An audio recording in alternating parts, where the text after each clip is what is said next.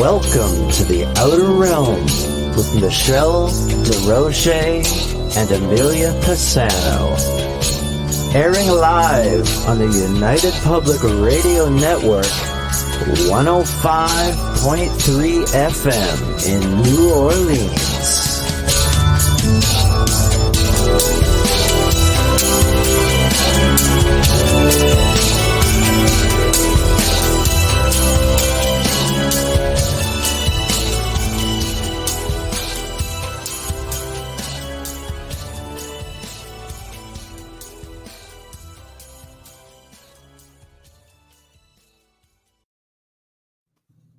Good evening, everyone. Welcome to the Thursday night segment of the Outer Realm. We are broadcasting live here on the United Public Radio Network, 105.3 FM from the beautiful city of New Orleans. We are fully sponsored by the amazing people over at Folgers Coffee who are with us each and every week. Thank you, Folgers.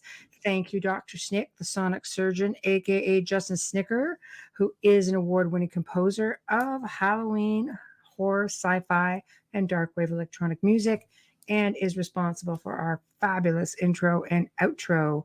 Tonight, we welcome for the first time Meredith Herronbruck, and she's going to be discussing family soul constellations, Huna healing, and if all that, we make our way through that, maybe a little bit of talk on some paranormal attachments and such.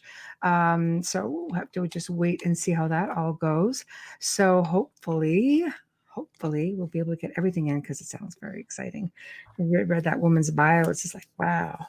I know. It's awesome. I know. So, hey, Zachman, Adriana, Melissa. Hello. Yeah. Wow, that's some enthusiasm right there. I was trying to get the guy from the Muppets, but it just didn't come out that way. What with the hello? One of those flipping days. It's been a day. It's been a day. Oh no, really? It doesn't sound too freaking promising. I don't know. I just love hooking up electronics. I really do. I like doing electronic hookups. What's really sad is I'm really good at it. So when something doesn't work, I know the manufacturer screwed me. Right. So yeah, I had one of those days. But anyways. Oh, that's not the big screen is on my table, ready so that I don't have to wear glasses in the future. But the webcam just doesn't work the way it's supposed to. Yeah. I don't know. I have to say, I've got my big giant Apple and it's just beautiful. It's always got beautiful image. Its cameras are great. Everything about it's great.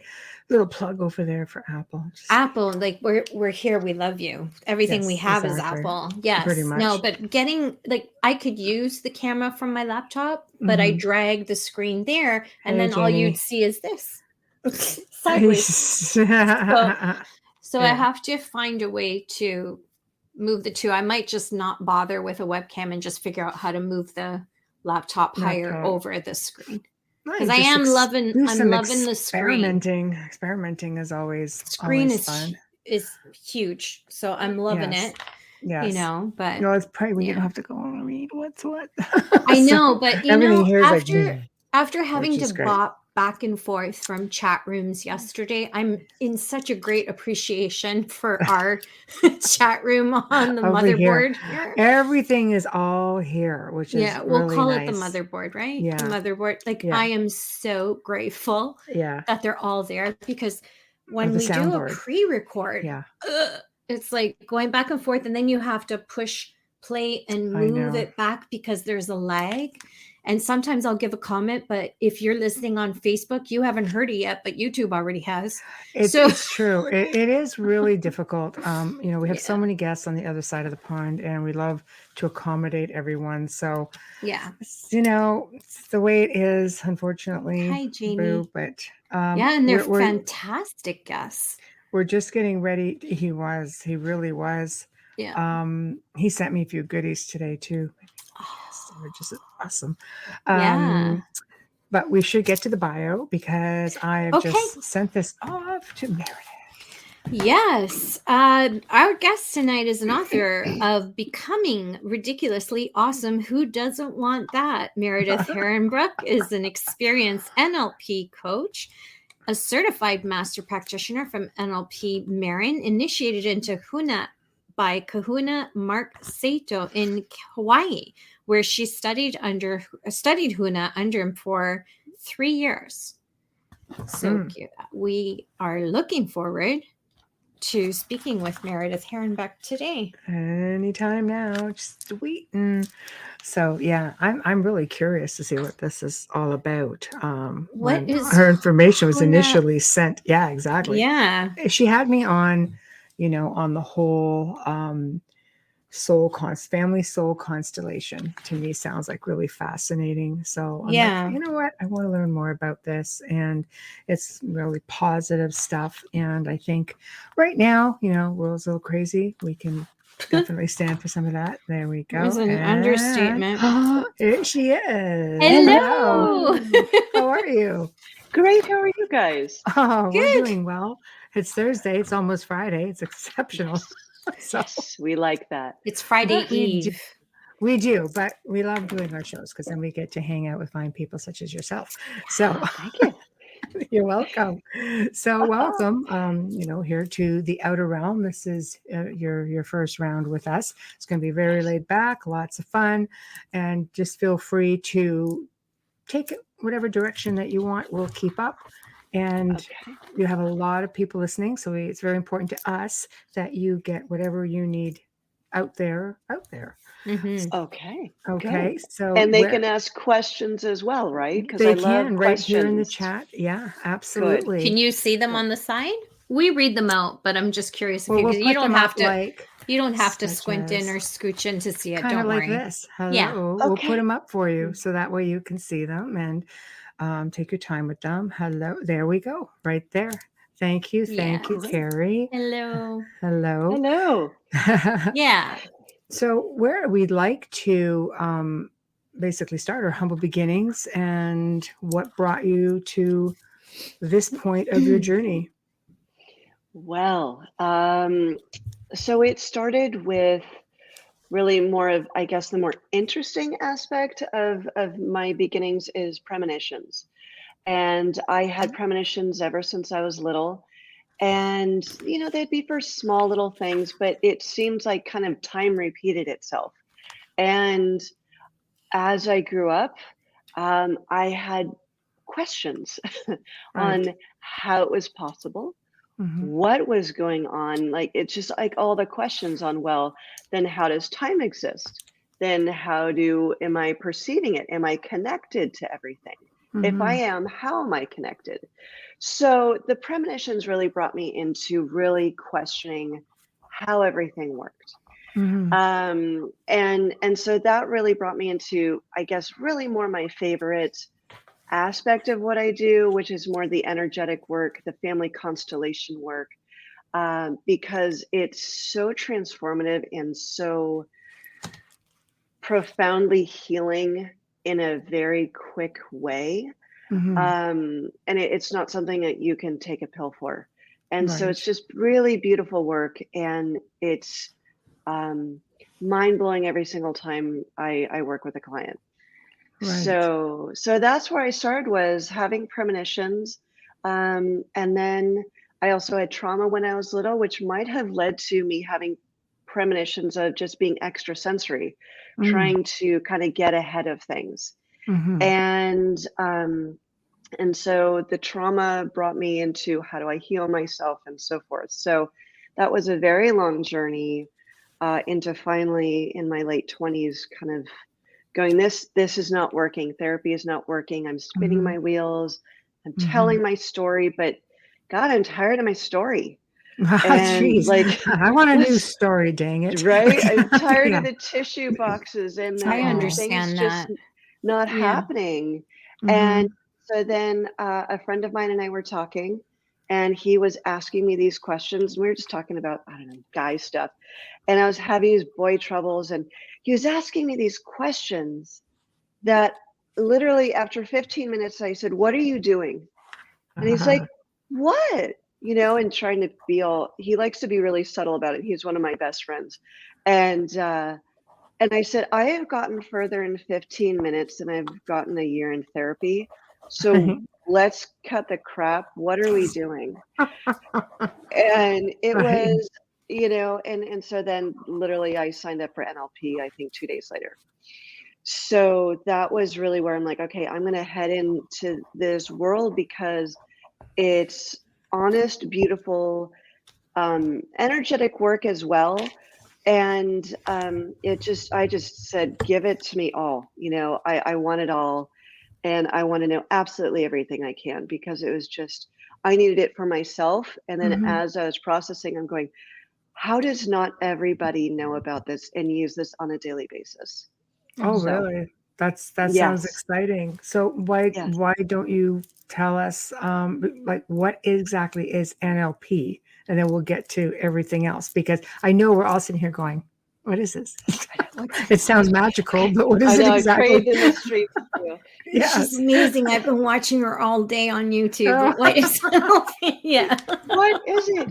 Okay, so I'm going to explain it to you. So NLP is short for neuro-linguistic programming.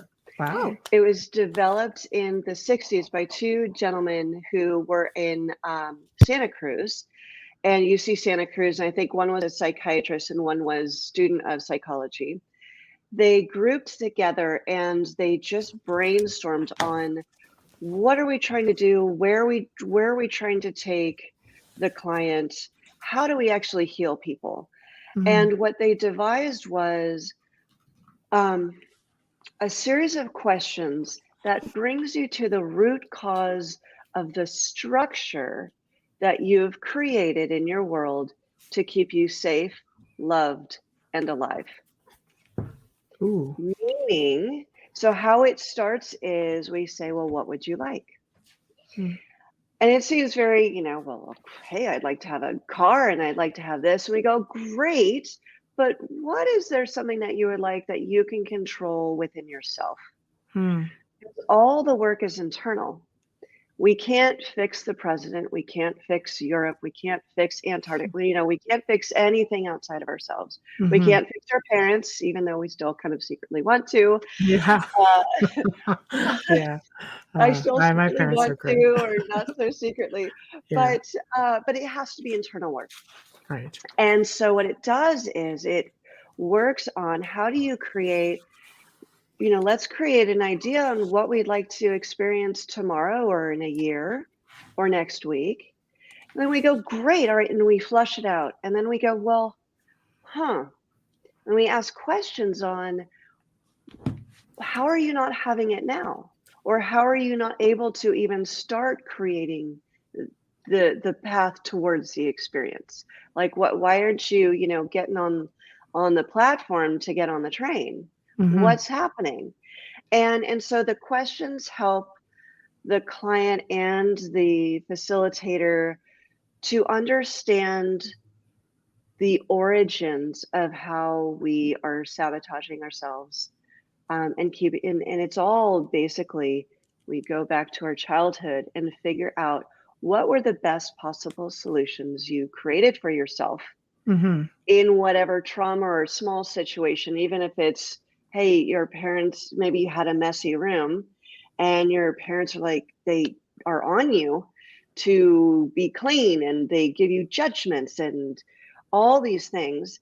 And you may have to make a choice of, okay, I don't want to be in trouble. I want them to like me and love me. And so I'm going to make not just a choice to clean up my room, but I'm going to make beliefs out of this whole situation. And so the whole ball of wax that we create in our minds and in our behaviors gets filed away if it works well enough. And we bring it out every single time it works again. And we keep using it ad nauseum until we get a system update, or we go, wow, my life isn't working anymore. I've got to make change. But the thing is, we often focus on changing behaviors. Right. But that's not where the change lives. Oh, really? The change lives in our paradigms, in our belief systems, and it's really enmeshed and entwined in lots of different places. Because what if you say, well, maybe your parents were really really, really organized. And you just, I don't know, it didn't really matter, but you had to somehow, to get along, be really organized. And so if you go to a friend's house as an adult and they're unorganized, your brain is going to get triggered of like, this is not safe. I don't know if I can hang out with this person, right? Because it goes back to, my parents are going to be angry. I'm not going to be safe. I'm not going to be loved. And it's the belief systems that create the structure on which we behave. So don't look at the behavior, look at all the feelings and the thoughts and the judgments and all the things that we're hearing, that we're carrying with us in the present moment from the past. Wow, that's a hard pill. Yeah, it's very difficult for some people to separate that. And I mean, you know, when you think even as parents and having a child that you need to work with, I had a cousin who was a child psychologist, and he recommended this. Like, my daughter's high strung. It's like, I'm the freaking boss in this house. And she's like 5. It's like, oh, okay. And he recommended this book and this other psychiatrist or psychologist within our area in Southern Ontario to go to. And I found, it's not that the method didn't work, but it was, to me, you're almost, you know, they're saying you have to isolate your child. You have to not cave into the crying and not cave into what they want. And I'm in the other room bawling, going, I can't do this. I mean, where was somebody like you when we're going through this? Because I think about it even today, and it's horrific for both yourself, the parent, and the child. It's traumatic for everybody. I mean, anytime my children cry, I have 2 kids. One is, they're both girls, 4 and 7. And when they were younger, any crying at all, literally my heart would hurt. And my husband's like, hey, what's the problem? It's okay, you know, but it was physically painful for me when they were in pain. So to become objective and put on my, you know, NLP hat and go, hey, you're in trauma, let's talk about it. It's like, so that in itself was a very big learning experience. Like I can manage more adult conversation, you know, but when someone is in absolute trauma, you can't logic your way out of it. You have to be present with it, and you have to go, you know, and the positive parenting, as a side note, is great stuff these days because it allows space for the child to be in that trauma, because they're going to get out of it. They're not going to cry for 5 hours. And then once, you know, and their brains will shift. Sorry, I'm trying to release all these things. What are we doing here? Yeah, I know. I keep trying to block them. We're being spammed to death. Popular show. Everybody just tries to nail you a million times at a time. But apparently they're gone off of, but they're not on the stream. So sorry about that. Anybody or anybody interested in online strips? Yeah, there we go. All kinds of them. So, but I can't hear you. Amelia, I can't hear you. Jesus, I forgot. I paused for the water. Like, what are you trying to say? I know, right? It's like I'm underwater. Sorry, I keep forgetting. It's a new mic. I keep forgetting that you just mute it, and I'm looking like, what do you mean you can't hear me? I'm not on mute. No, there's 3 on my side. Those bots, they're having a party right now. Right. Are they cleared on your side? On my side, there's 3. There's here, but they're all removed. Like, you block them out, and it just shows that they're gone. So, mine, no, they're advertised. Well, they're not on here. You have to almost go into the regular YouTube to see. They should be gone in YouTube itself. Okay. Yeah, we're going to see them there. They're not removing. Okay. Sorry, but we do have a comment that before we get too far ahead. Yes, Amelia, do you want to get that? Yeah, thank you. Hi, Wayne. Wayne says that was totally me. I equated how much I did for my parents to how much they loved me.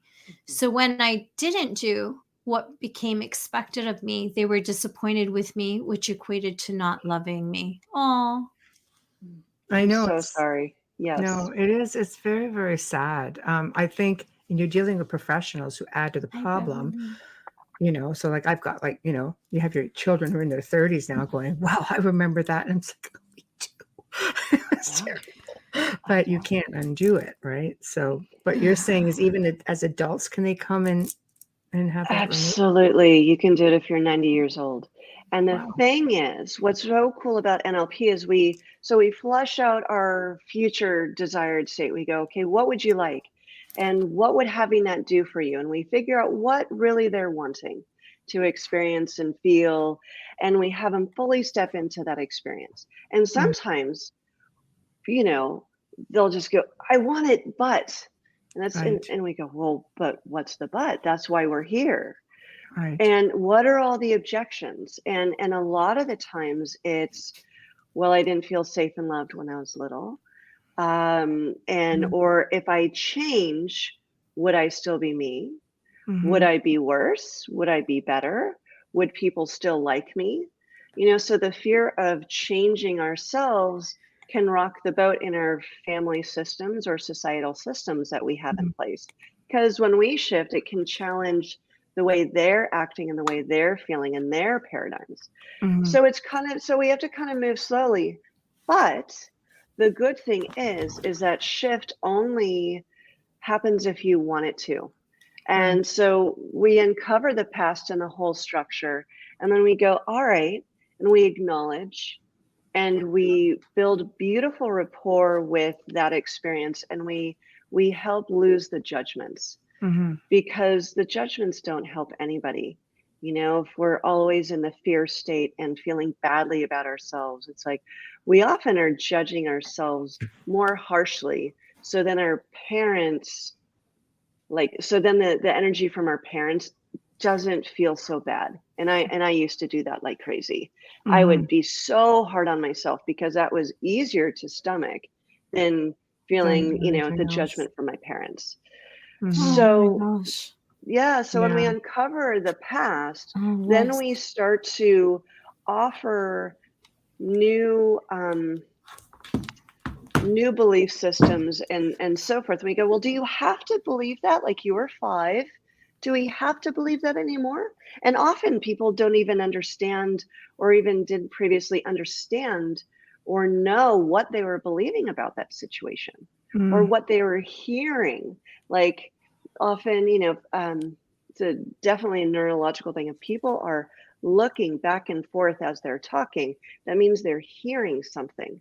And so if they're hearing something over on the left side, it's they're hearing something in the past, and often it's a parent, and we go, okay, so what are you listening to here? What are you always checking for when we're talking about this subject? So what are you hearing? What did they say?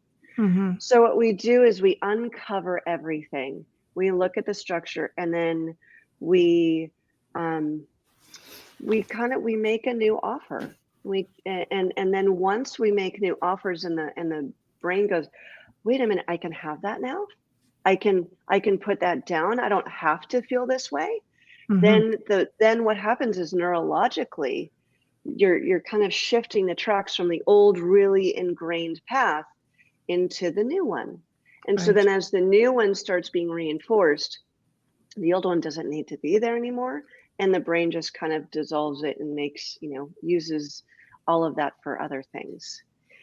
So you don't have to manage the PTSD. You don't have to manage or try and shift your behavior or muscle it. It's exhausting. So why be exhausted all the time? There's enough other things to do. There should be a honestly. course on this for parents. For parent, I'm gonna work on that. I've got a long list of things to do, but that is definitely one thing I want. I hope so, because I was just going to ask. I had a parent who constantly made me feel guilty, but then I had one who was so supportive. Yeah. So of course, I favored my dad over my mom, because my mom scared me.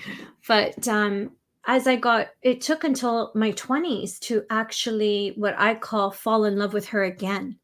And then I lost her. She passed when I was 27. So I had 4 good years with her that I'm grateful, because some people don't have that at all. And I had a greater understanding of why she was the way she was, because it's a chain that needed to be broken. And I'm proud to say I broke that with my daughter. Definitely did. I had to. There was no way I was going to allow that to happen again.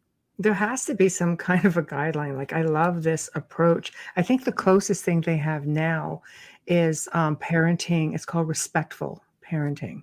Mm-hmm. It sounds very, very similar, because I know I'll watch my daughter-in-law do it with the little one who completely rules the house. And basically she's like, I know, sweetheart, but this is this and this. And he's just like, ah. And I'm just like, I don't know if that approach is really going to work right now, because he is clearly in charge. But it's just, the balance, right? Yeah. It is a balance. He'll get it. He'll get it. Or she will, one of the two. Yeah. I like the respectful parenting kind of thing. Too. And I was a person who didn't use the word no. I used a different way of saying no without using the words or anything like that. No. Oh yeah. No. So Wayne has another comment. Yes, Wayne, I found that if I could put myself down harder and better than anyone else could, I essentially disarmed them. But I also did extreme damage to myself at the same time. It was a lose-lose. Wayne, you're making me cry. I know. I think we should just hook up with Meredith. Yes. No, it's because we're friends. Like, my heart is really breaking for him, because he's a friend. Wow. It's tough, the damage that gets done without people aren't aware of it. I understand older generations, we evolve, times change. How long has this been an actual thing, NLP? Is this fairly new? Is this like ancient? It's from the 1960s. Okay, so it's not brand new. It's not, and but it is I'm getting from the out 1960s. I like to think I'm brand new. Sorry, I had to lighten it up. Me too, actually. Yeah. It's easy now.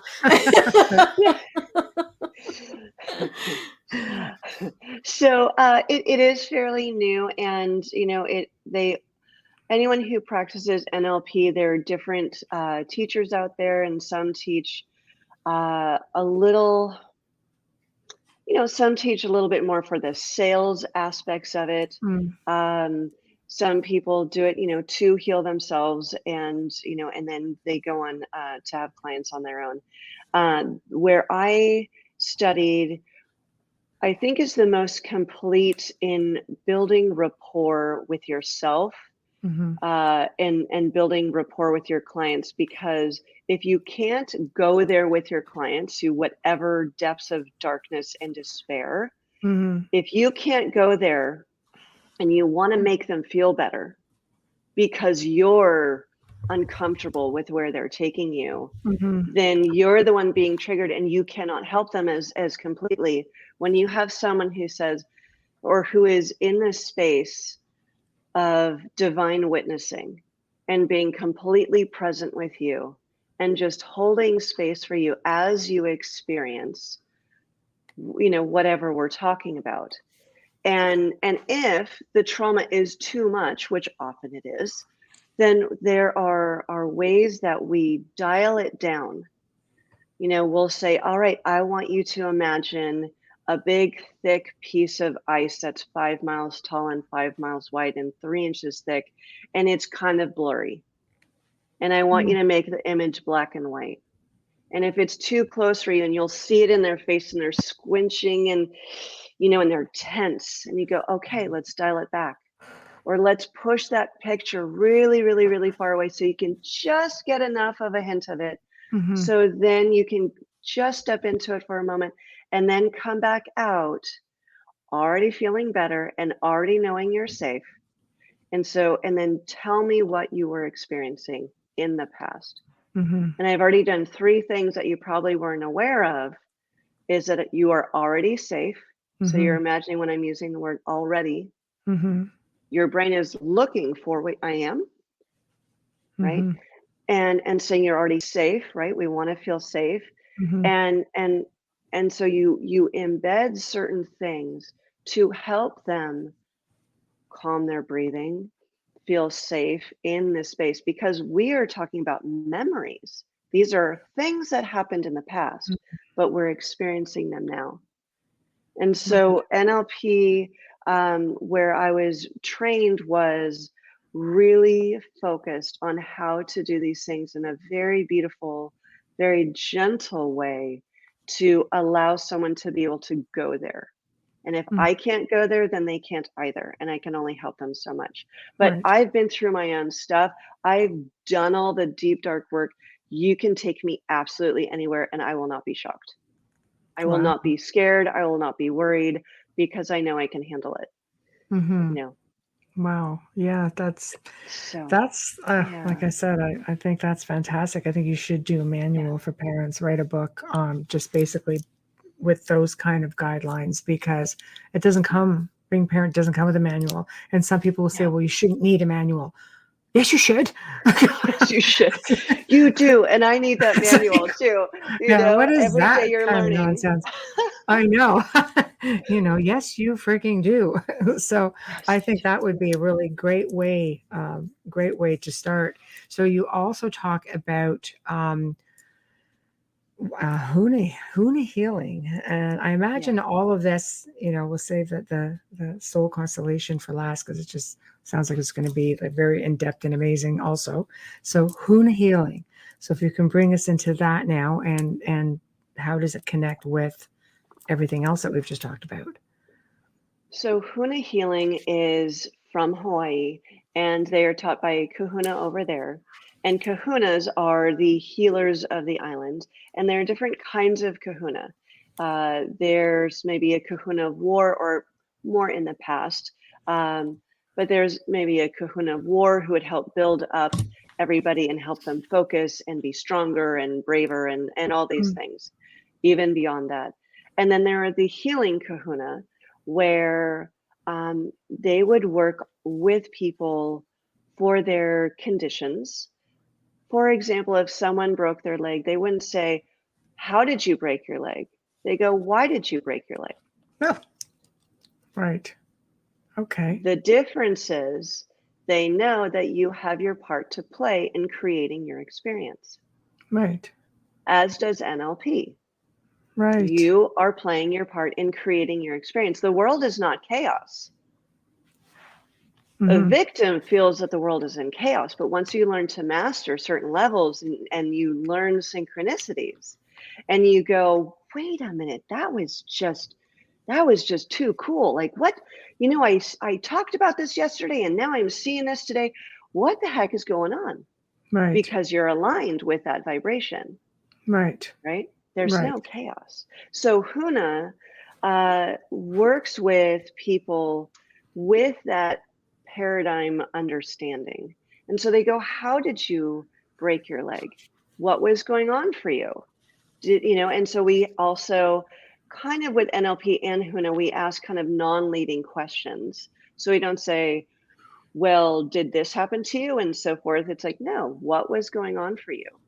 And so then you uncover the emotions, the paradigms, the belief systems, again, just slightly differently than NLP. And then Huna also works with ghosts, entities, clearing energies, curses, hexes, all sorts of things in that realm. And it is absolutely fascinating. I'm constantly surprised at what is uncovered with each client.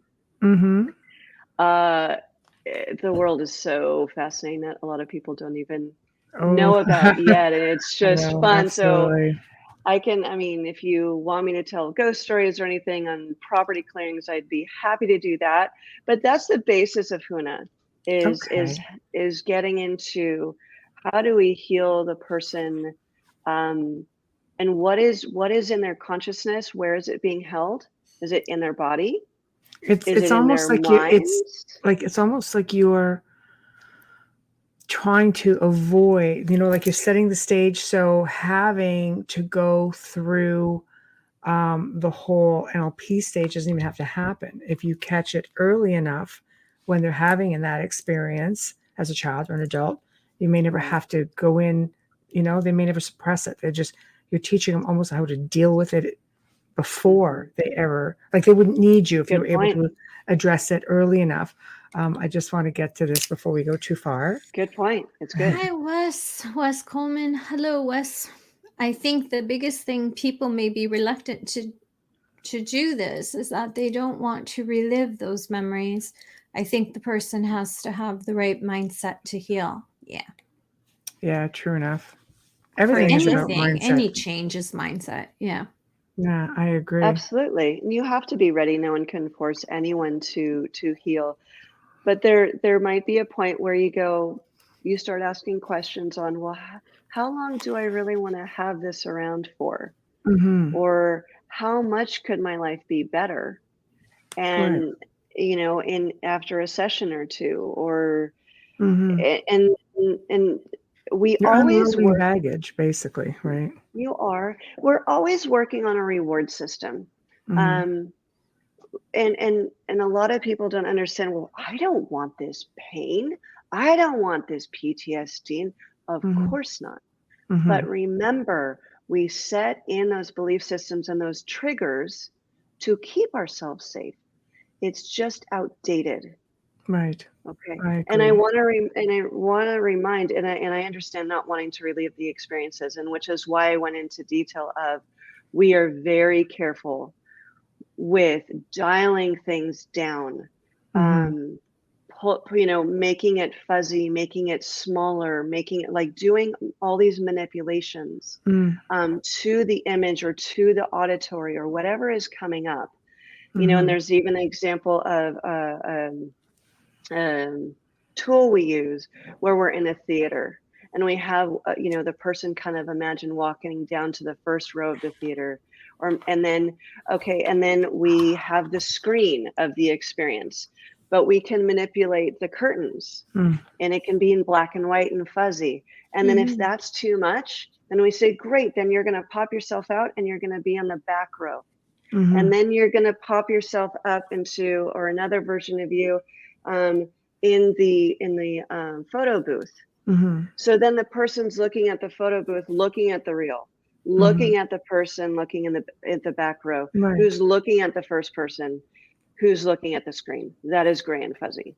So there are ways to manipulate it so we just get enough of a flavor, to just do enough change work to calm the system down so they know that they're already safe now. Right. And then when you just start to shift those train tracks, and it could be just small, and you give just a little bit of relief, and that person starts to calm their breath a little bit, and their cheeks start to warm up a little bit, then we go, okay, So there are ways to definitely just get a hint of it and then pop back out and then do the work in kind of current time, if you will. Right. And then eventually they could just come forward and let it all go. So do you, or I guess you can, it basically goes with any kind of trauma.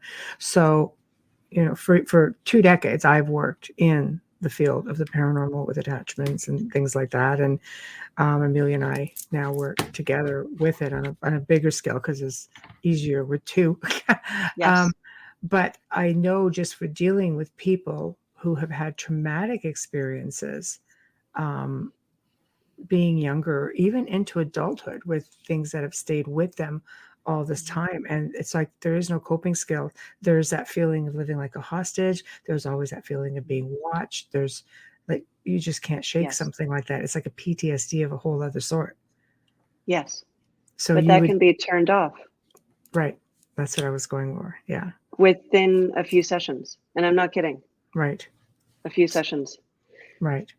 So if I could interject, I can cure a phobia in about half an hour. Right. I'm sorry? I can cure a phobia in about half an hour. Oh, can we start with spiders?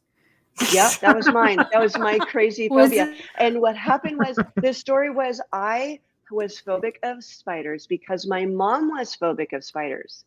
And to not make my mom wrong, because we want to always keep our parents right, because if they're not right all the time, then, and if we're living in a horrible experience, then then our whole world would just, fall out and die. So we have to kind of make kind of a suspension of belief, and we have to make them right. So I made my mom right. She was freaking about this spider, and my dad's like, oh my gosh, and he's killing the spider. And I was apoplectic.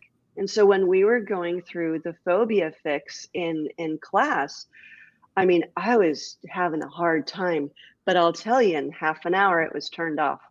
And I don't love spiders. Yeah, right. I will help you. My mom didn't have a phobia. My mom would pick them up off the wall and bring them outside. I didn't have that mother who was afraid of spiders, although I've created that in my daughter. But the bizarre thing, tarantulas, I don't mind if I have to pick one up. It's on my bucket list. I look at them as little fur balls. Like, they're cute to me. Weird. I'm not there yet. Yeah. Because you know where it is. That's the thing. You don't know where the other ones are, but you know where the tarantula is. And they don't jump. Like they're just there, and it's like little furry puppies, and they just like sit in your hand, and they're very gentle. Where brown recluse can kill you. That little thing can eat you till you die. I don't know. Yes. Like, it's just it's one of those things. It's really strange. I think it's perspective, right? It is. And phobias are sweating. Melissa's sweating just listening to us talk about spiders. Melissa doesn't like spiders, I'm guessing. I'm going to go to Niagara. They have it at Niagara Falls where you can pick up the tarantula. And it looks like a little puppy. For me, they have too many legs to track. I can do insects that are 6, the 8. I don't know. The 8 are just too much. Yeah. For me, in my system. Yeah. Okay, 6 is plenty. You look at a puppy. So anything more than that, it's a little much. Yeah. So, okay, here we go. Another question. Wes asks, are there any stats to show as to how successful this approach is, out of curiosity? And is it used for law enforcement or military personnel? I'll just give it away now. He's a corrections officer. Right. So, good on him. Fantastic. I am not aware of that being used in correctional facilities, though I wish they would be. And I would love, I have a bunch of friends who are in this line of work as well. And I would love to create a course, for correctional officers, building rapport to, another way to diffuse situations before they need to happen, to build that rapport. Because when you have 2 people doing this, it's because of ego, a whole host of things. And there's fear-based and I will not be on control. I will not be put down. And people, I think, in that who are in prison, think about the levels of consciousness that are foremost in their experience. And if you have you guys ever read or heard of Power versus Force by David Hawkins? He is I think he has a PhD. So what he did was he mapped out levels of consciousness through what's called kinesiology, which is muscle testing. You guys know about kinesiology? No, I don't. Okay. So the kinesiology is basically like our body is a tuning fork. We are connected to everything. Okay. Under that paradigm, then our bodies can find the truth of anything. And that's what dowsing rods can do, is, you hold your little dowsing rods and, and you're like a little tuning fork. And kinesiology is another way to what's called muscle tests. And you can do it with your fingers and you can test for the truth of something. And whatever it is, it could be, I don't know, there are 5 million penguins on Antarctica. Right. Yes, no, and so forth. And you can attune to that. What he's done is mapped out the levels of consciousness from 0 to 1,000, where it's on a logarithmic scale of 10. So 0 is absolute apathy, and 1,000 is enlightenment, Christ, Buddha levels of consciousness, where that is the maximum level of consciousness that the body can sustain, because the energy is so high, then the body just can't really handle it. Wow. So given that 0 to 200 is apathy at the very bottom, and then you get into anger, self-righteous anger, a lot of ego, anger, I'm going to be better than you, you're not going to be better than me, and so forth and so on. And so when a lot of people who want to go into the line of work to help these people are above, but they're still kind of fighting back and forth. And so a way to combat this, if you will, is to not play the game, to be so high up that it doesn't trigger the anger, ego issues that they're dealing with, Right. and to try and build rapport. And so NLP, I think, would be fantastic for corrections officers and, well, anybody. I wish this would be a high school class because everyone could do it. Write a book, Aw. write a course, usually write people Well, guidelines. I do Yeah. have one book. Yes, there we go. This is my Yay. book. And I love the bring it just back, a little just back, I know. just back. I'm gonna do There it you back. go. There you we are. go. I There love you This is it. my go. book. Becoming ridiculously awesome. So I love it. I love it. Yes. I love it. So tell us about the book. So I wrote this a few years ago, and it started because our nephew was staying with us for a year. And he was having troubles of his own, and he's like, I gotta get out of my family's house, and can you help me? And so we did, and we taught him a lot of things, and he was in his early 20s, but there were a lot of things he didn't know. And so one of the things was he wanted to get into college. He was doing great work at community college, and he was doing engineering. And I said, well, if you want to go get a scholarship or funds, then you need to know what you're spending and what you need. So I said, we need to do a budget. And I gave him the format and everything. He never did it. And I said, fine, you need to come over here. We'll sit in front of my computer and we're going to fill it out. So 3 hours later, he's kind of freaking out, but it was great. I was actually happy for it because he finally understood how much he was spending and what he needed. So he could, you have to know what you need before you ask for help. Right. So then my husband says, you might want to just send her a little thank you note. That would be great. And so he sent a thank you note, and it was one line in cursive. And he's like, thank you so much for da da da da, and his name. And we're like, that's so sweet. But I think maybe we could help him as well, learning how to write thank you notes. Right. So we helped him. I became Little Miss Emily Post. And I said, okay, here's what you do. Here's why it's important, etc.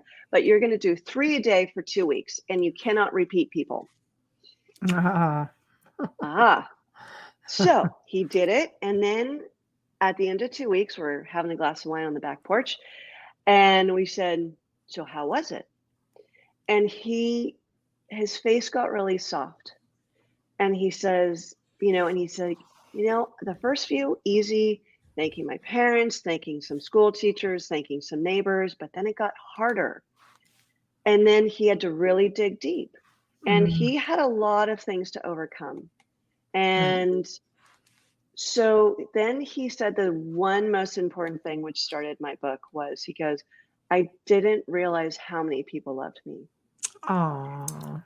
And I started crying, just tearing up. And I'm like, that was not the lesson I was anticipating. And that is so much more. And that is exactly what this kid needed, and it blew my mind. And so I wrote a chapter on it, and then it ended up morphing into going into NLP and family constellations and Huna. And it's a journey of mine, but helping people work on their journeys at the very beginning steps with exercise at the end of each chapter. And at the beginning of each chapter, there's a different rune for you to be able to focus on if you ever meditate, for that to help you on your path as well. So where you think you start is not necessarily where you end. Exactly. Very, very true. And it could be even better. Yes. It sounds like it. Wow, that's wonderful. So now, of course, I'm really curious about the family soul constellation. So take us through that, because it just sounds totally amazing. Yeah. I tell my friends it's better than TV. Oh, all right. It's better than TV, and I love a good Netflix. But the thing with family soul constellations is that it helps you. Oh, we have an interloper. Hello. Thank you. Excuse me. Interloper. We're all I parents. always think I locked my door. Miniature time traveler. There we go. Go see Bobby. That's adorable. I know. So sorry. Go. Oh, don't need to apologize. We have dogs that come in. Don't worry about it. Oh, Children that join in, and it's all fine. Oh my goodness. Like a little mini time traveler. I love it. A little mini Meredith right there. That was our youngest. So the thing with family soul constellations is that unresolved energies, stuck emotions in the past, upstream, when they're unresolved, younger generations will grab onto it. Oh, like genetic imprinting, ancestry. Yes. Yeah. Yes. Right. Got it. Hold on one sec. This is normal for moms. We're all like don't this. worry about it. I know. So I'm going to open my window. It's getting a little warm in here. Goodness. Thank you, guys. Oh, you're welcome. Oh, no problem. All right. So when there is pain upstream that's unresolved, for example, if there's a big loss of fortune, if there is emigration, that's an unhappy emigration, right? Forced emigration. Right. If you have childbirth issues or traumas, which are often, like you do not talk about, even until the 60s, like if you are pregnant, you don't talk about being pregnant. You don't talk about the women problems. You don't talk about the pains and the stresses and the worries and so forth. If there was someone who died too young, if there was someone who went to war, all those sorts of big things, or if, there's a big rift in the family and no one is talking to each other and it's just a fight that we don't talk about, then the younger generations will grab onto that in effort to say, I love you, in effort to fix it, but they only just make their own world a mess in the ways they do.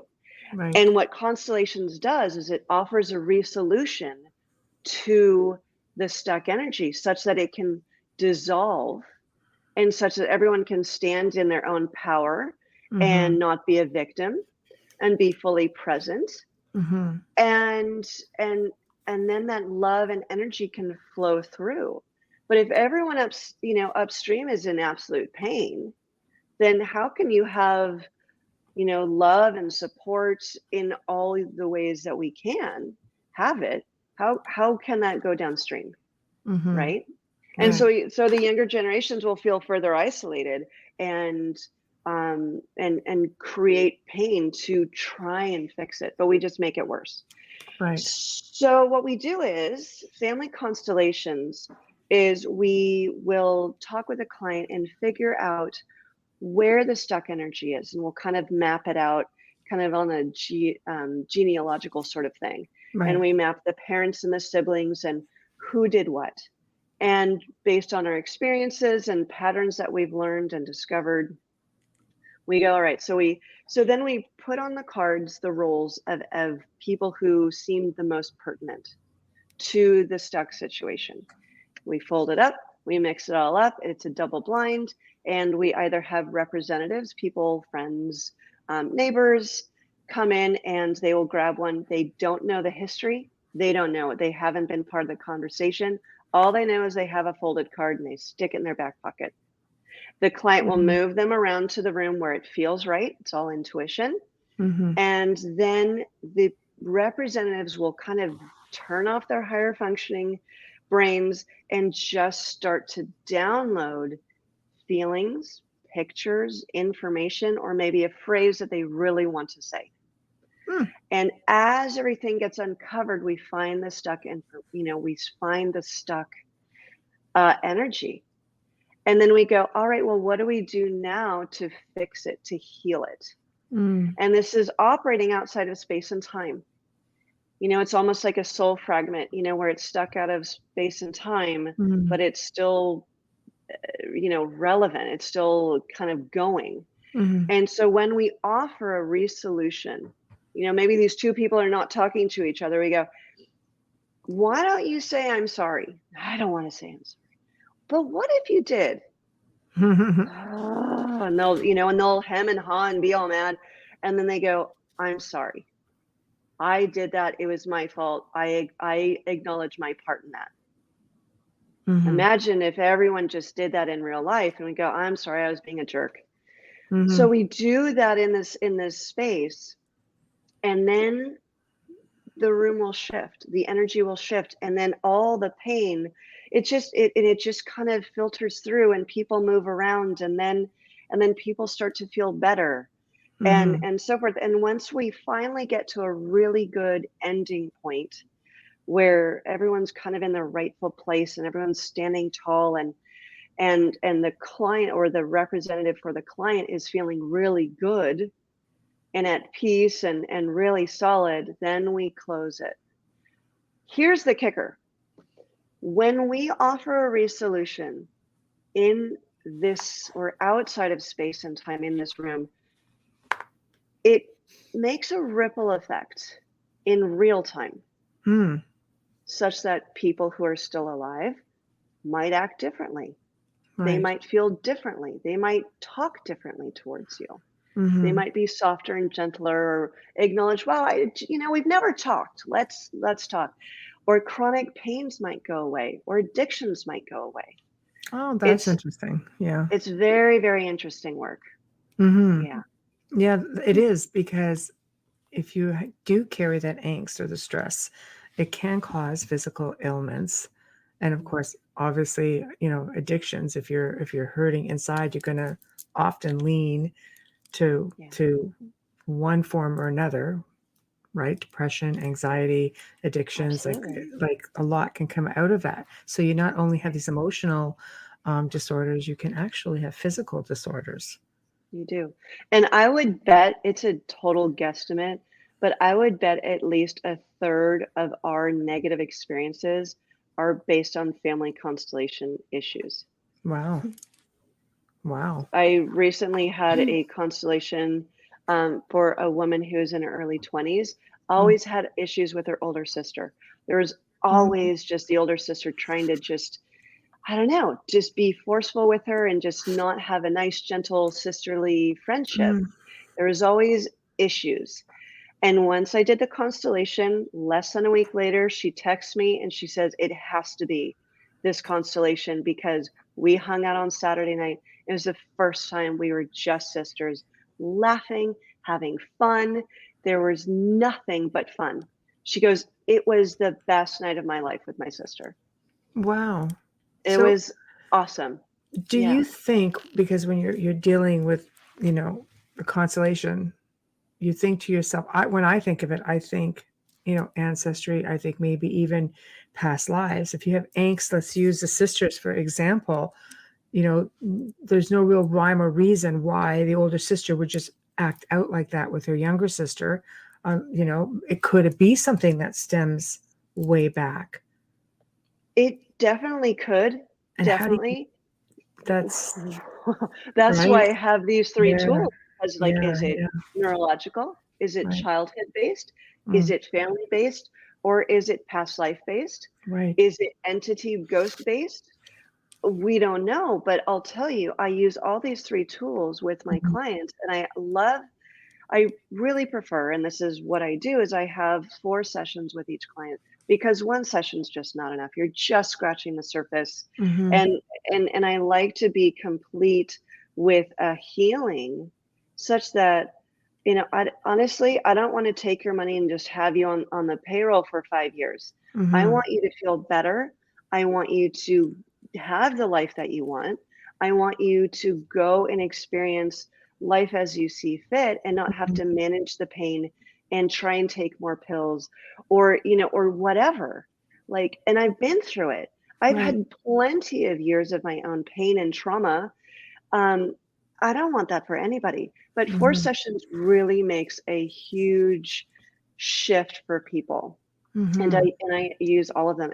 And before the first session, or kind of the first session, I always clear someone. I always do a full clearing, because if you do not, that which is attached to you, they don't want the change. They were there because you're at that vibration. And so they will reject any change. Right. And such, you'll have wasted your time and money. And then you're like, well, what happened? It's because the entity has kicked out that learning, and you can't shift. So I clear them out gently but firmly, depending on what they're doing. And but most often it's family members who've died, maybe grandparents, and they just love you and they want to be around and make sure you're okay. But I go, well, this is not the best place for you. You need to move on. And so they can be them, and you can always visit whenever you want, but let them live their life to the fullest. And they go, oh, okay. Oh, really? Yeah. They go, that would be hard. Really? I'd be that kind of I give grandmother. them What do you mean? Leave? No. I'm going to make you terrible. leave. I know. I would be leave. Michelle. Yeah. No, you're going to leave. Yeah. This is my little prince. I don't think so. Meanwhile, by then the child would be like, older. Right. But so how do you handle, let's say, more either malevolent, maybe interdimensional entity? Have you worked with extraterrestrial attachments, like people, abductees? Have not yet. Ooh, okay, I have not. Though I'm not. The more I learn about this world, I'm like, I think that really does happen. Yeah. There's just so much information out there where I'm going, well, okay, well, if I believe in all this other stuff, I mean, why can't this be possible? I mean, the universe is so huge. It's like, for us to be the only planet is kind of silly to have life. Well, but I have not worked with here that on before. This planet. Yes. So I have not worked with those, but I have worked with some pretty malevolent ones. Right. Where I've had to get really stern and really serious and really big. Right. And the thing is, I know the game. Right. And I know the rule is one soul, one body. Right. And I'm working on behalf of my client. Right. And you cannot dissuade me. And I have a lot of helpers helping me, and they will come in and do what they need to do. So this is not a discussion. But the other thing I do, and if they kind of get haughty, if you will, I will start off there. And if they don't back down, then I go, why do you feel you need to do this? And then I pull out my NLP and I go, why do you feel you need to do this? What's going on in your world that you have to have these bosses that, and a lot of times, they're just given instructions. Right. And I go, well, I want to talk to your boss. And then I want to talk to your boss. I want to talk to the boss, and let's have a conversation. So because talking with the underlings who are afraid, I go, all right, well, great. Well, can I work on behalf of this entity? And let's break that contract, because anything can be rewritten. Right. And let's work on that, because my client, that's my number one priority. But two, if I can help them out, and I'll update their systems, and so often they'll go, wait, I don't have to be scared and working for these guys. And I'm like, no, absolutely not. You can go over here, and I have people, or beings to help you. Yes. And they go, oh my gosh. And so I'm freeing more than one being at a time. And I think a lot of it is empowering the person, your client in this case. I don't think people realize how powerful they are and how much control they really do have over themselves and their environment and these other beings. It's like you're tapping and reminding them of that. Yes, reminding them from long ago and far away. But yes, we are powerful. And but as we're taught as a child not to be powerful, because as parents, we didn't get the rule book. And I know, my child's probably going to go in therapy. Let's be honest. No one's perfect, right? There's regardless, the translation, the perfect translation from the perfect parent to the perfect child, it's near impossible. So, but you do the best you can. And, I teach my girls energy work, and my little daughter's going like this, and she's making energy balls and all that. And if someone gets hurt, she puts her hands on, and eventually she might become a Reiki master. Who knows? Right. But Yeah, but it begins with those little small things, and to empower, like with the positive parenting, to empower kids that they are not victims of their feelings, that Mm. they are not their feelings, but they have feelings, Mm. and that the feelings can be objective, they can be malleable, Mm. right? They can be changed, and that's just neurological work, It's but you okay to start be off mad, little. you know? Yeah, It's definitely, it's okay to okay to be be mad. mad. Yeah. I think parents Agreed. forget that. They're little people. They can be mad if they want. They can be sad.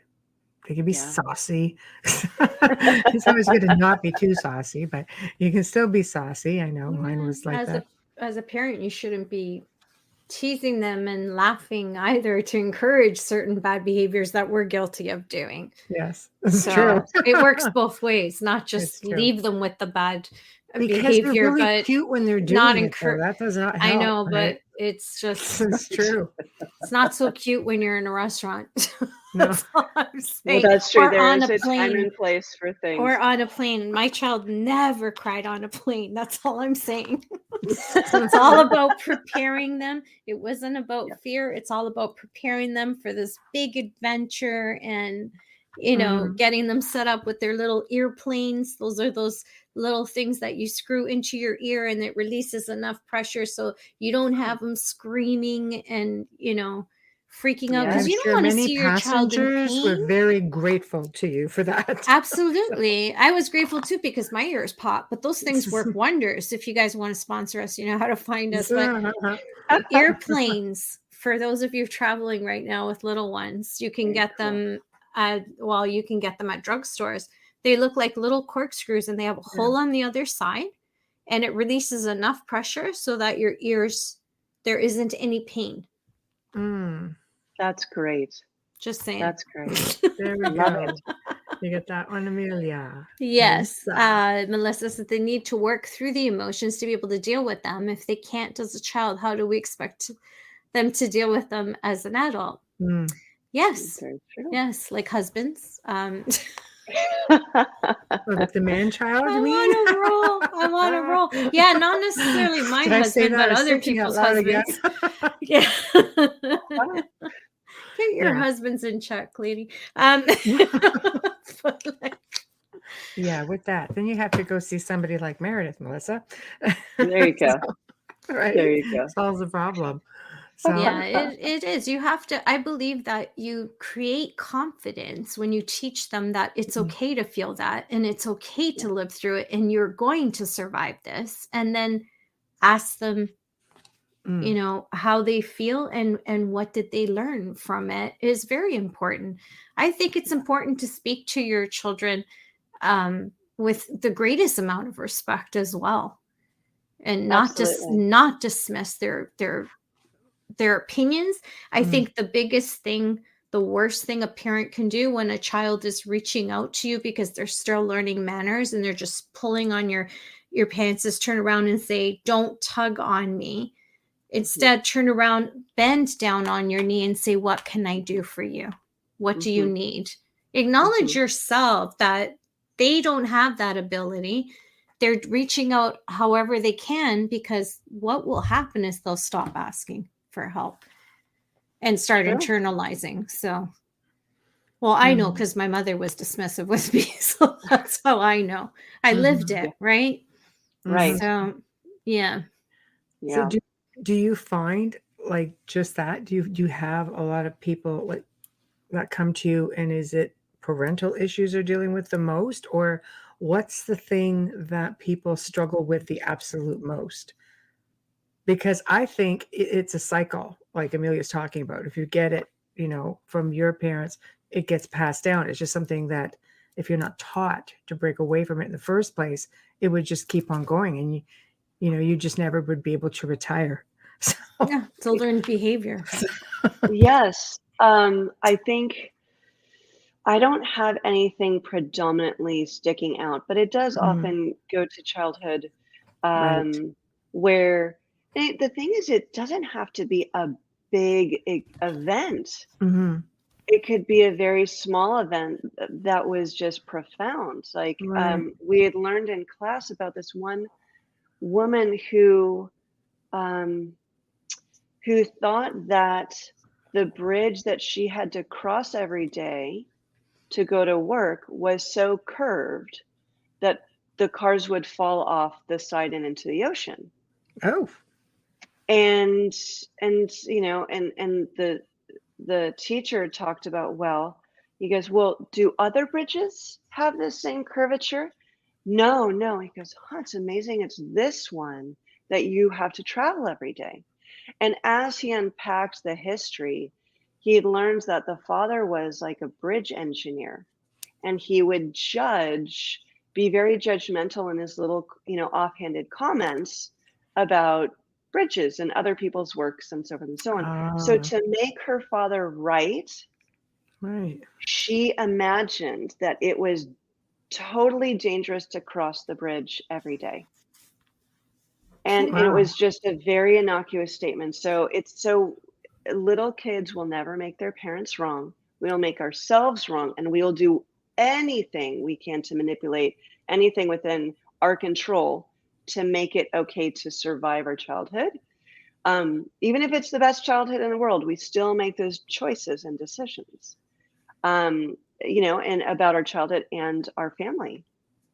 And so when we unpack it, so there's no one place where, everyone's like, I was abused this way, or this is this. It's all different. And it's all unique, and it's spread across the board. This is also a place where racism is bred and grown. Yes. Now, there's one thing I want to say about that, if I may, because I've been thinking a lot about that. Of course. Society moves slowly because if we think too outside of the box in which we were raised, we don't want to get ostracized from those who raised us. It's very difficult. Like, imagine just saying, okay, if I say, let's just say we're in the 1800s, okay, it was more prevalent then in those ways, that if you say blanket, nope, can't do this, can't have slavery, can't do this, and everyone goes, but this is our livelihood, this is what we were raised with, et cetera, then thinking that way will be very difficult. And they will go, great, move somewhere else. And you lose all your friends, all your family, everything. Nowadays, it's easier because, great, I'll get on a plane and I'll move to another city. I can start my life fairly easily, right? But I think societies move slowly because of the worry or the actual threat of what you would lose. And one of the questions in NLP is, what would you lose of value if you did have what you wanted? And that unpacks a lot of what our fears are. That makes sense. Yeah, that makes a lot of sense. I don't know. It comes back to the term sins of the father. It's just the sins of the father, right? It just gets passed down. And if you don't break that cycle, because I've known people, even in my life, who just have had their parental issues, and they just can't seem to break free of it, even through traditional counseling, obviously. Right. That's why I'm here. Honestly, that's why I'm here, because this does work. I don't have statistics to answer the question previously. No, I don't have statistics, but I've never had a complaint from my client. They've always been going, oh my gosh, I had no idea. And when you can uncover all the stuck energies from childhood, family, and entities, or whatever else is there, past life, soul fragments, when you can heal yourself and I'd like to actually, it's the first time I've asked this, rather than saying breaking the cycle, is just healing the past. And what Huna says is, when you heal yourself, you're healing 7 generations above and 7 generations below. Wow. Nice. So when I say break the cycle, I mean, like, I didn't spank where my mother hit and was verbally abusive. That didn't come into play in the raising of my child. My husband doesn't count, right? But my child, I've been married 29 years. I can say that, but, yeah, like it wasn't something that there was no way I was going to communicate with her that way. I'm very, very thin skinned. I'm highly empathic. So anything that's said to me, I just, I cringe and I take it deeply personally. So that was a lot of healing. Well, you understand the healing is difficult. And even when you start to gain your confidence and you start to feel like, yeah, I am good at this, or I can do that, there's always that in the back saying, oh no, I'm so far the other way. It's unreal. Yeah. Like I'm just a hard ass. I am. It really takes a lot. No, but I mean, that works against you also, because you just don't let it go at all. It's just like, yeah, try it. I'll mess you up. Just, you mask it, I suppose, is probably the easiest way to say it. So it doesn't necessarily work to your advantage. It would just take a lot more to set me off. Yeah. you know. No, so, this, I mean, not angry, but sad. Thin skin. Sadness. Yeah, thin skin, not in the anger way, but in the, like, I'll end up in my room, like, bawling my freaking eyes out and not telling anybody about it. I'm too stubborn. It took a lot of years of therapy. That's all I'm saying. Yeah. Yeah. Yeah. Yeah. Being thick-skinned doesn't, like I say, it doesn't always work. No, it doesn't. It doesn't. My brother's like that, and I can see when something's hurting him because I know him. Right. But other people won't see it. They'll see him laughing and smiling, but I know that inside he's breaking apart. Mm-hmm. Yeah. So. Yeah. No, it's fascinating. I've never heard of Huna or an LP, so I was fascinated to see what it was all about, and I think to myself, where you've been all my life, because especially raising children. For me, that's a big one because they're the next generation. You are setting in place their foundation as to what types of adults that they're going to be. Right. And I know we have a lot of parents listening tonight, because I know there's quite a few of them in the chat room too. So, Well, the thing is, it's never too late, really, I think, to be able to connect with your child. And some people say as parents, you should never apologize, but I don't know if I agree with that. If you screw up and you go, I think you shouldn't go like, this is why I did it, or I was angry and I was really frustrated and I was just in the heat of the moment. I want to let you know, this is what I wish I would have done. Mm-hmm. And I just wasn't present enough to be able to do that. And I'm sorry. Yeah. I'm going to try better next time, but just know that this is what I was hoping to accomplish and it didn't go quite according to plan, but I love you and I want you to feel safe with me. And I'm going to do the best I can to not break that trust or to keep that trust, right? We want to stay things in the positive. Mm-hmm. And that's, I think, a beautiful way to bridge and keep connection. It's not about not screwing up as a parent. It's about how do you repair those things and how do you keep that line of communication open and keep it real. Mm-hmm. No one's perfect. No one has, the perfect emotions all day and everything else. And I mean, we're going to do the best we can, but sometimes at the end of the day, it's like, all right, I screwed up. I'm sorry, Always and own then it. You keep that connection. Yeah. Yeah. I love that advice. Agree with owning it.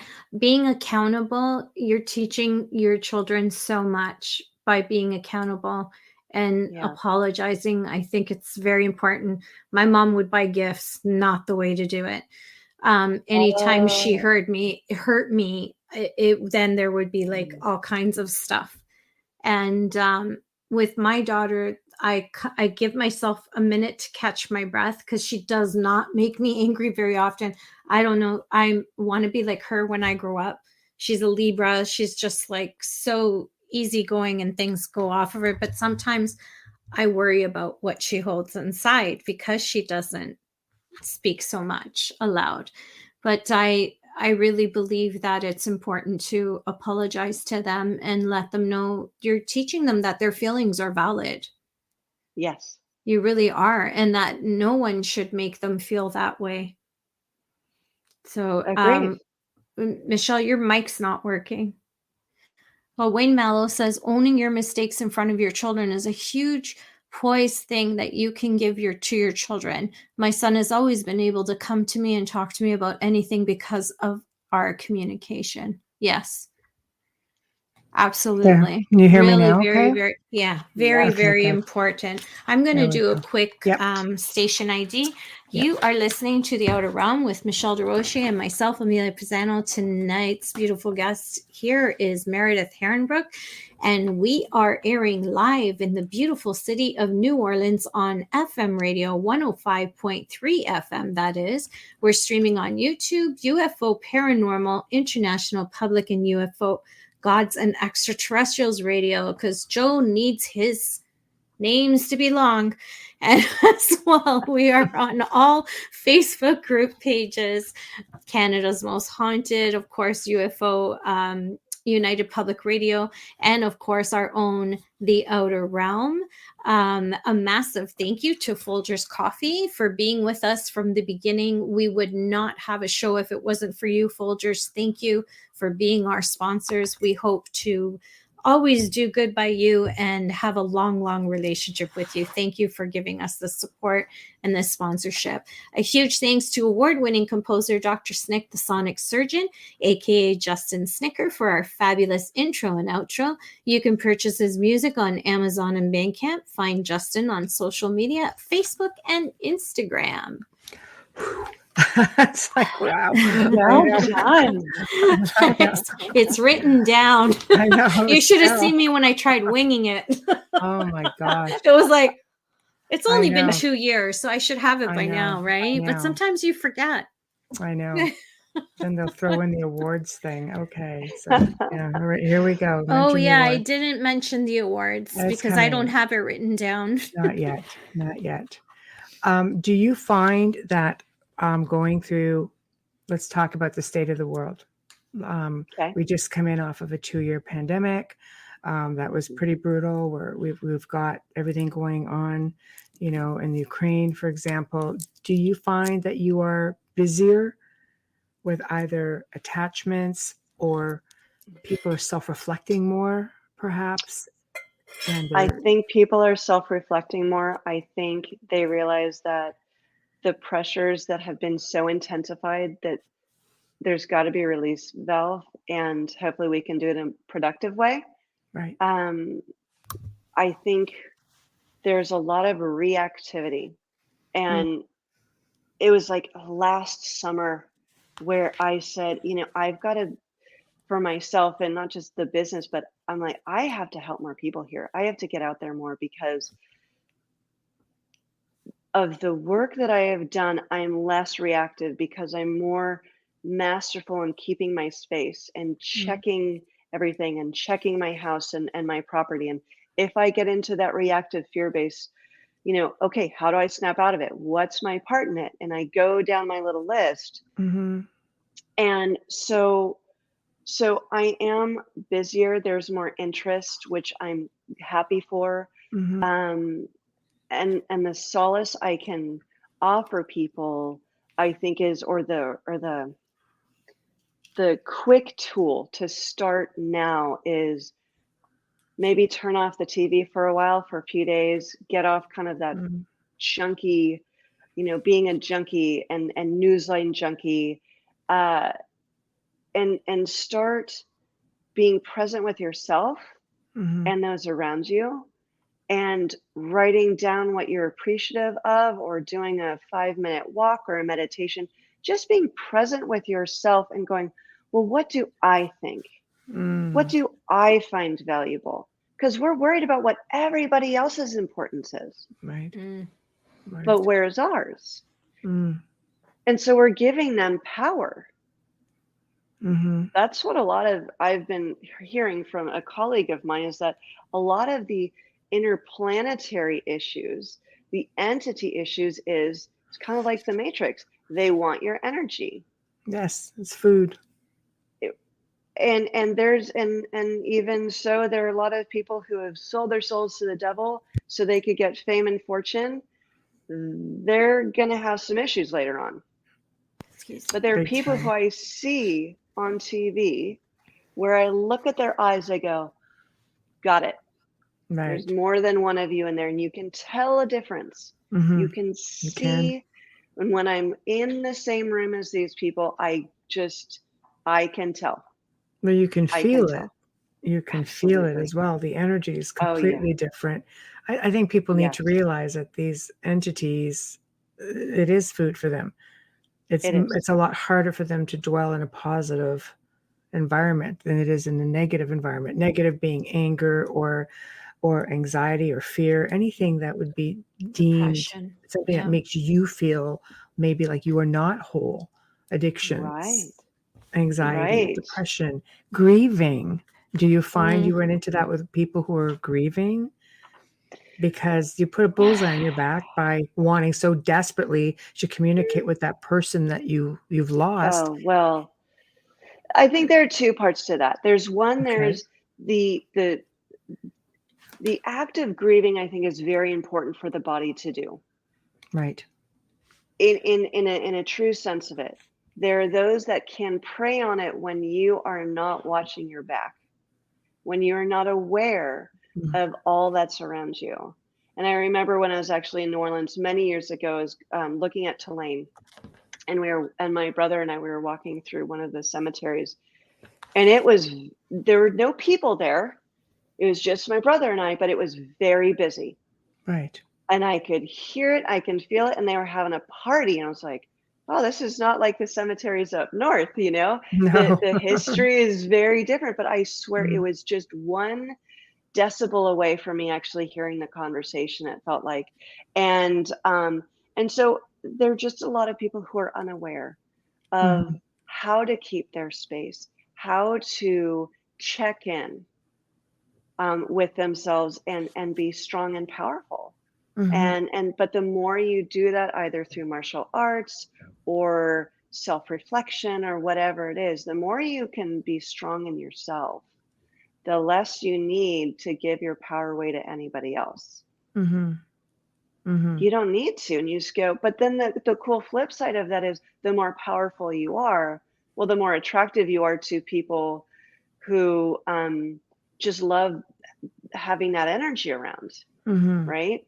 And then the more you offer the world, and the less power others can have over others. So it's a gift that keeps on giving.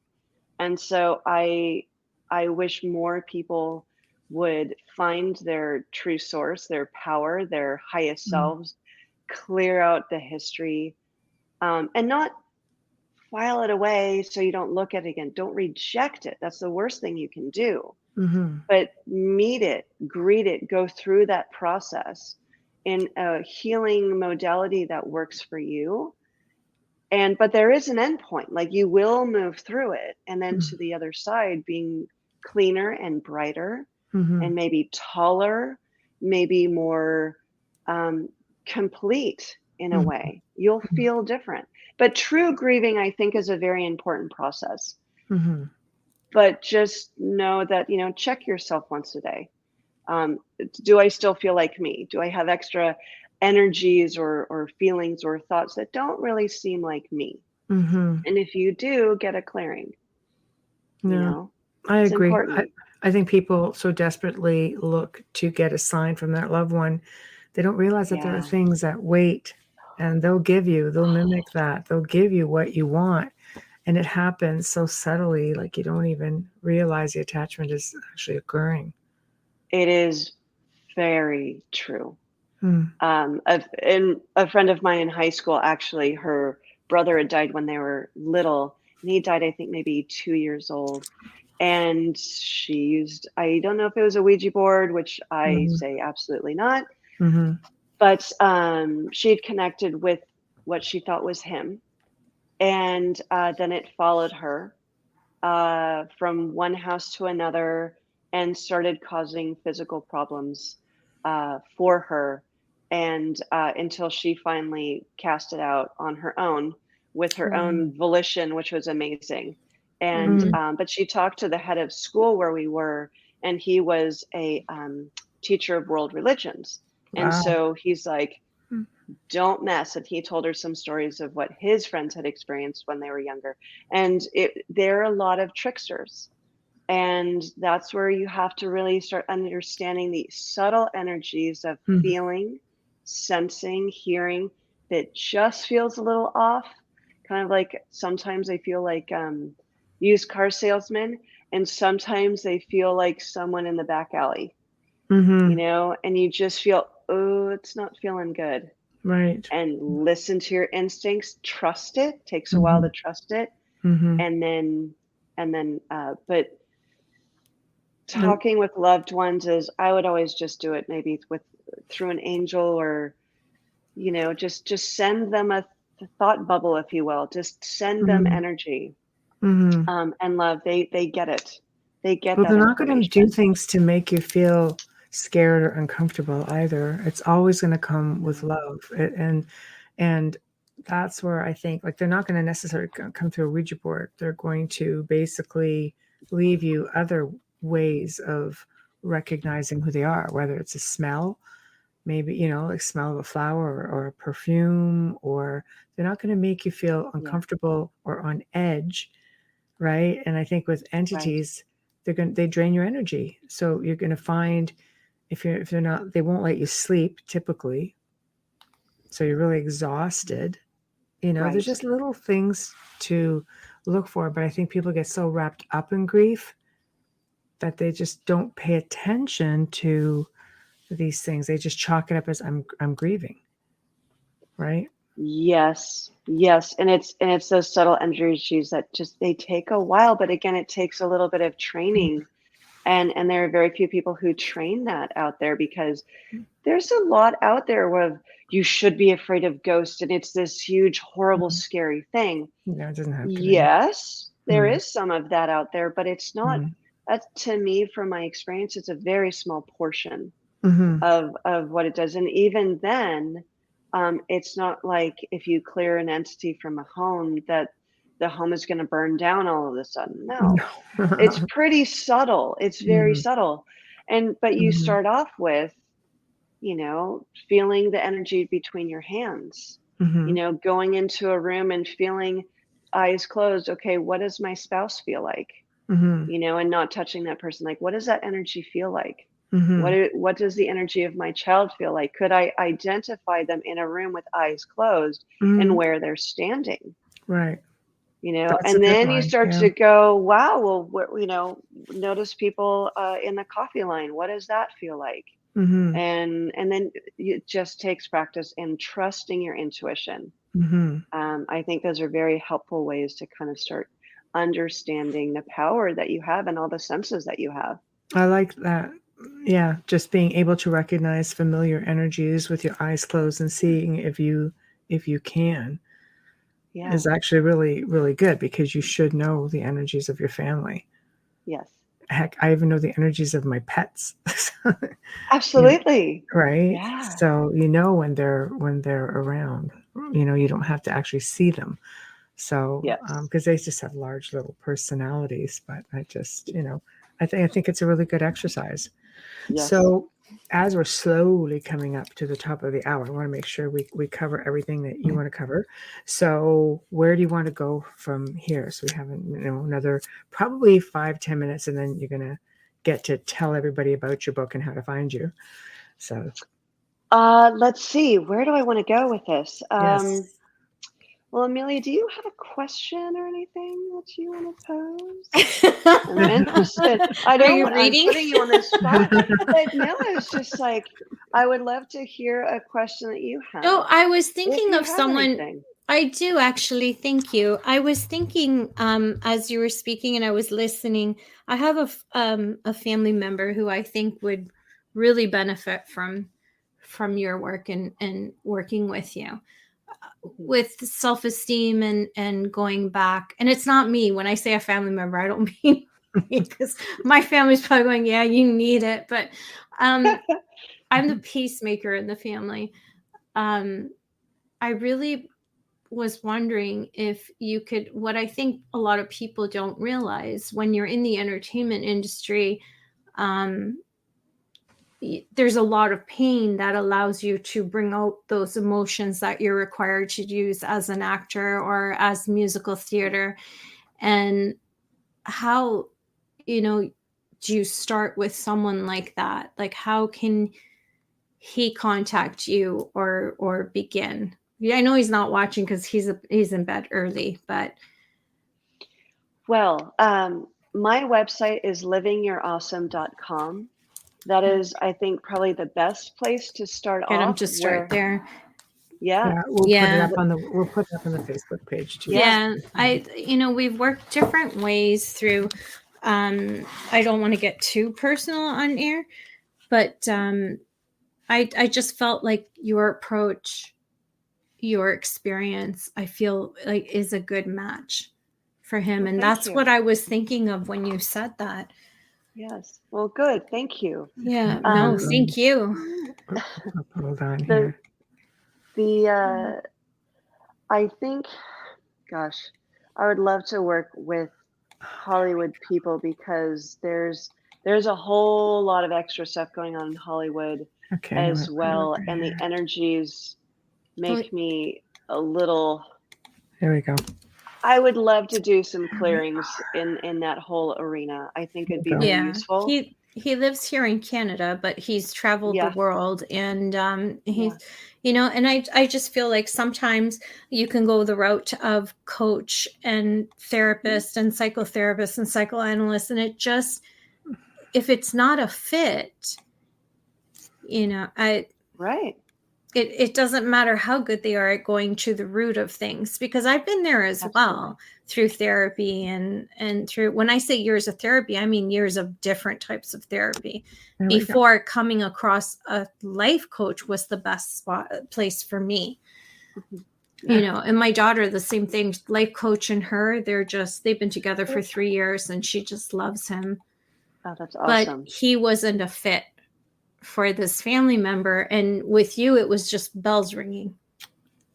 I'm just posting this on Facebook. So I'd really love to get him to contact you right now. Yes, I would love it. I'd be honored. It's my honor. Thank you.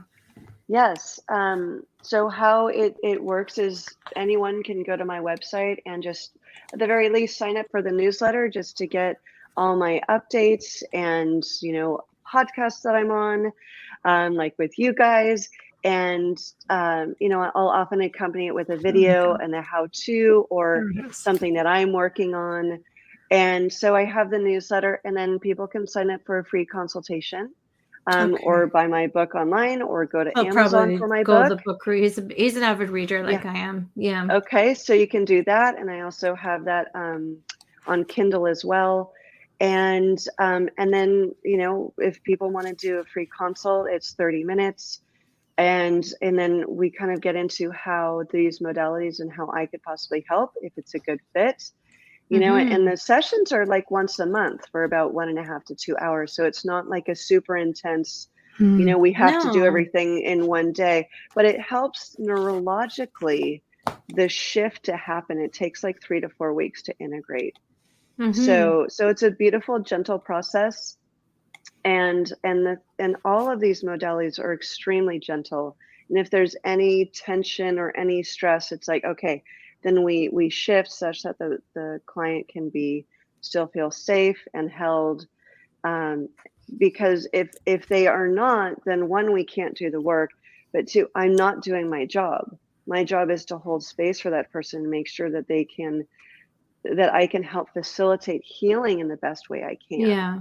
That's my opinion. I honestly feel like you're the fit for him. I think this is what he really, really needs. But I'm definitely going to call him tomorrow and tell him I don't do that often with our guests. It's just the more I listen to you, I wasn't daydreaming. The more I listened to you and I was hearing you, I could hear how much he could benefit from you.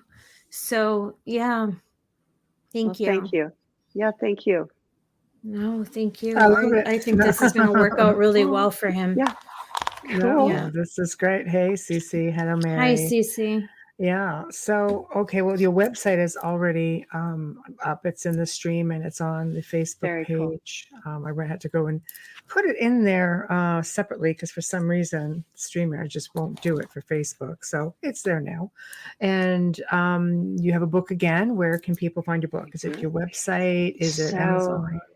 Yes. Amazon Okay. and livingyourawesome.com. Becoming ridiculously awesome. Who doesn't want that? Right. I love that. Exactly. And do you have anything coming up?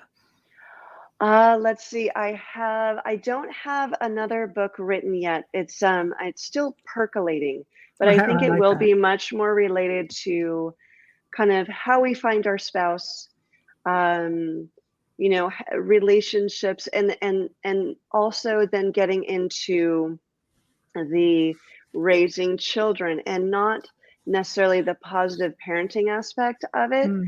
Because I think there are many books that are geared for that. But what happens if maybe your child has nightmares and it's from past life stuff, or that there's actually a ghost in the closet? And I've had 2 different clients where they were basically haunted. One was a very malevolent one that actually I didn't pick up on until I went in the middle of the night when I was here, and I just kind of remote viewed, and it came out in the middle of the night. And I was like, ooh, that's a different experience. So the book, I want to include how to deal with, how to not deal with children, but how to work with children and their needs that might not be an everyday doctor question, if you will. And how can we be present with them with our own triggers, and how to navigate that in more of a way to be present and connect with our children in the best ways possible. Especially, making them feel safe. Hey, Michael, making them feel safe in a very obscure sort of way. Because there's a lot of parents who will just, say, there's no such thing, there's nothing there, go to bed, or they sort of belittle, there's no such thing as imaginary friends. Yes, there is. I'm looking right at one. Yes, there are, and don't talk to them. Exactly. Please don't talk to them. Exactly. But they make the child feel really silly for even saying it, and eventually the child withdraws, and then the problem gets bigger and well-rooted. So I think it's great. I think, if you definitely write the book, you just have to come back and we get to do this again and talk about it, because I think it would be fantastic. It would be. Yes. So this is spurring me on to actually start. But in the next year, let's see how it goes. But that's definitely the next book I do want to write is how can we be better in relationships? What are the triggers? Why did you find just that right person that just sets all your alarm bells ringing, right? There's a phrase, what you survive, you recreate. Right. And so, so it's how do we navigate all those waters such that we can, not, 10 years later get divorced. Right. Yes. The button pusher. And get button pusher. Right. Marry a button pusher. Or say, wow, this person was great, but now 10 years later, they're an alcoholic, and my dad was an alcoholic, and I had no idea. And how did, and they're blaming the husband. But it's like, well, maybe how did you create this for yourself again? How did you create this? Yeah. So all those. It's all different perceptions, and people, you never see that in yourself, but you'll see it in someone else. Very true. Right. I love it. I hate button pushers. Yeah, I know. We're going back to that man-child thing, aren't we? I don't mind playing with them because I know how to push back, but it really hurts me to see a button pusher on someone who is timid. It'll drive me crazy to the point where I always have to step in, which I really shouldn't be, but I do. Right. It's two sides of the same coin, though. So please don't think I know. that they're actually they're consciously a victim, but subconsciously they're not. They're vibrating at that level that is pulling that person in. Because once they shift, the button pusher won't need to exist. They'll go somewhere else.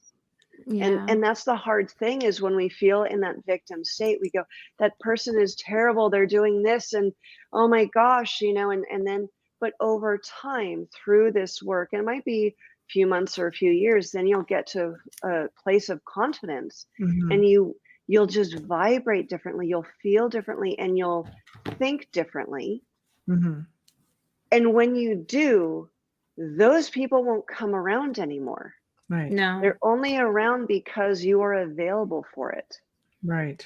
No, but how do you help someone when you're seeing them constantly being what I call bullied instead of button pusher, where they just constant digs. I'm not one who could sit back. I'm one of those who has to swoop in and save your ass, right? Like, I'm going to come in there and I'm going to give that person exactly what they're giving you, but with full confidence and without fear of how it's going to make you feel, and so sometimes I try to stay out of it because I think certain people can learn from it and become stronger, but there's some people that are broken and you can't just sit back and watch that happen. In the moment, of course, if there is like an actual altercation, of course, yes, and you're doing the right thing, step in, and maybe later speak with that person and go, so what would you like to be different, if anything? What would you like to experience that's maybe a little bit more enjoyable to you? Like neutral words. And they'll go, oh, I love this. Well, what stops you? Right.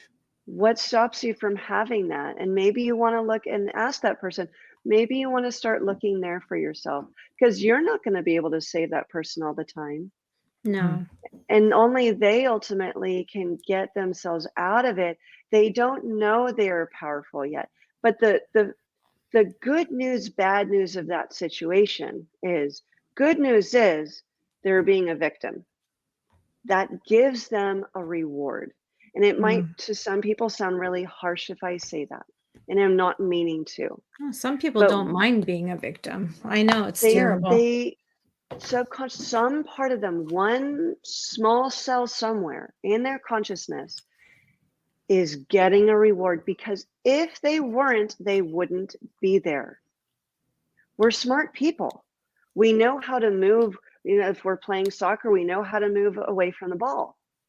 So then how are we not able to get out of the way or spot that person, go, yep, I'm out of here, or say something such that altercation doesn't happen? So there are no victims. Okay. Ever. Maybe that goes back to childhood of being that person who was treated that way, bullied by a parent. Yeah. I know. Yes. And you're doing a beautiful job protecting yourself again and protecting that person who needs to be protected. No, they need to be protected. Yeah. In the short term, if this person is an adult, they need to ultimately take care of themselves. And if they keep not wanting to, then you have to let them do it until they've had enough and are looking for those solutions. It goes back to the old adage, you can't help someone who won't help themselves. It's so you can hard only do to so watch. much. It is hard to watch. Water, but you can't. It's hard to watch. Yeah. No, it is for sure. Well, we're at the top of the hour. Unfortunately, we're there already. It just like sped by. So I have to tell you, this was really awesome. I love it when we're students and learning something for the first time. It's just, I have to say, I've spent more time blocking these naughty girls than I have anything else tonight. And this hasn't happened in months. So I do have to apologize for that, but my gosh. But thank you so much for joining us. It was a real pleasure having you on. And I'm really hoping that we can do it again sometime. I would love it. And thank you both. It was a pleasure. No, thank you. Wow. Thank you very much. Refreshing. Thank you. Yes. Thank you. And have a good evening. All right. You too. Thank you all. Thank you. Bye-bye. Well, that was awesome. My gosh, already done and over. I can't get over the fact that it just sped by so quickly, but we have come to the end of another amazing segment here on the Outer Realm. Huge thank you to Meredith Herronbruck. She's just awesome. And I hope some of you guys will take advantage of this. It's just a lot to think about.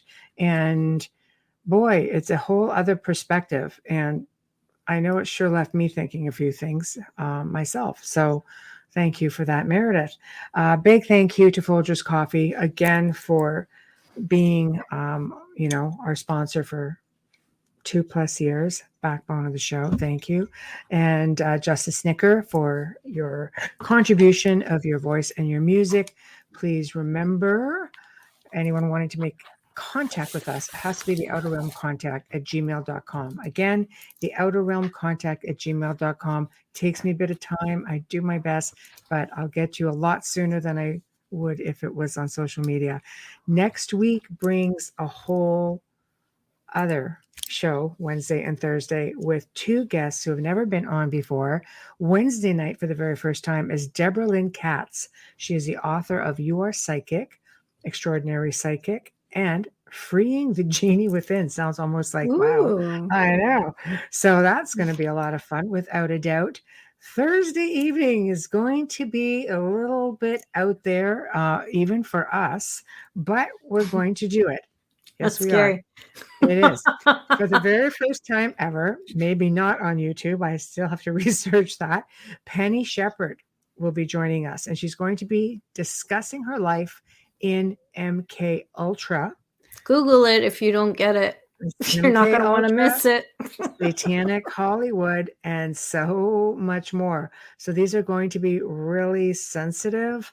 So maybe not for everyone, but it's just all of a sudden I'm seeing it everywhere. It's like, okay, this definitely has to be a thing. It's all over YouTube right now. Okay, so then we'll feel safe in saying that maybe it can be on YouTube.